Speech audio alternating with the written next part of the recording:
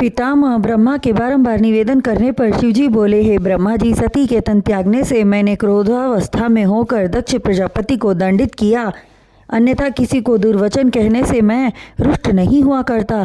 फिर हरि इच्छा भी तो ऐसी ही थी, सो उनकी इच्छा के विपरीत कुछ नहीं होता।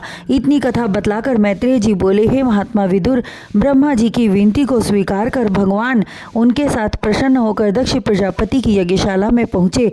वहाँ देवताओं ने उनकी बहुत प्रकार से स्तुति की। ब्रह्मा जी विनय करते हुए बोले, हे रुद्रावतार, हे देवाधिदेव, आप सामर्थ्यवान हैं, इन सभी को क्षमादान देकर इनको पूर्व स्थिति प्राप्त होने का आशीर्वाद दो। तब शंकर जी मधुर वाणी में बोले, हे ब्रह्मा जी, दक्ष प्रजापति का सिर यज्ञ कुंड में जल चुका है, अतः अब वह अपनी पूर्व स्थिति को नहीं प्राप्त हो सकता। अतः बकरे का सिर काटकर उनके धड़ से जोड़कर उन्हें जीवित कर देता हूँ। यह कहकर दक्ष के सिर के स्थान पर उन्होंने बकरे का सिर जोड़ दिया और भृगु जी की दाढ़ी मूछों के स्थान पर बकरे की दाढ़ी मूछ लगा दी और वह जम गई।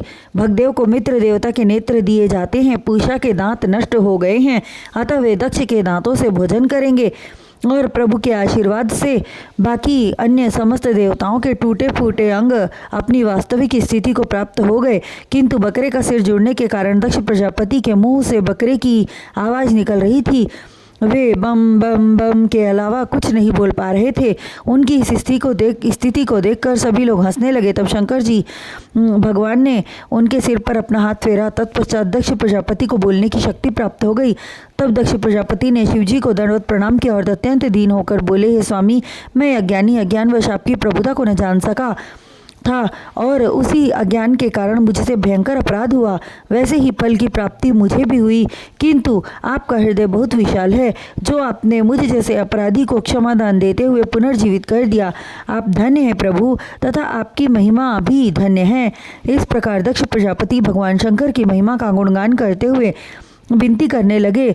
पश्चात ब्रह्मादिक देवताओं सहित दक्ष प्रजापति के अपूर्ण अवस्था में विध्वंस हुए यज्ञ को पूर्ण कराने हेतु आसन पर बैठ गए और शास्त्र रीति से यज्ञ को संपन्न कराया।